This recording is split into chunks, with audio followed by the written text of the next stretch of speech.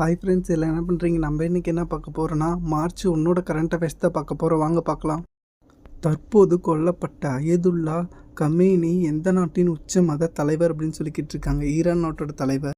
2025-26 ரஞ்சி கோப்பை கிரிக்கெட் போட்டியில் வெற்றி பெற்ற அணி எதுன்னு சொல்லிக்கிட்டு இருக்காங்க. ஜம்மு காஷ்மீர் தான். எங்குள்ள பாக்யாங் விமான நிலையம் திரிலோகன் பொக்ரல் விமான நிலையம் என பெயர் மாற்றம் செய்யப்பட்டது அப்படின்னு சொல்லி கேட்டிருக்காங்க. சிக்கிம் தான். சிறுமிகளுக்கு இலவச கருப்பை வாய் புற்றுநோய் தடுப்பூசி திட்டத்தில் செலுத்தப்படும் தடுப்பூசி எதுன்னு கேட்டிருக்காங்க. கார்டிசில் 4 அப்படிங்கிறது தான். தற்போதைய பரிசோதனை செய்யப்பட்ட விசாரட்ஸ் அப்படிங்கிறது எந்த வகையான ஆயுதம் அப்படின்னு சொல்லி கேட்டிருக்காங்க. ஏவுகணை தான் அது.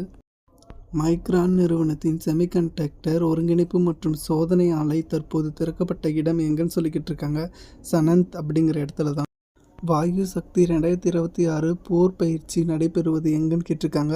பொக்ரானில், ராஜஸ்தான் மாநிலத்தில். தேசிய அறிவியல் தினம் எப்பன்னு சொல்லி கேட்டிருக்காங்க. பிப்ரவரி 28 தான் கொண்டாடப்படுகிறது.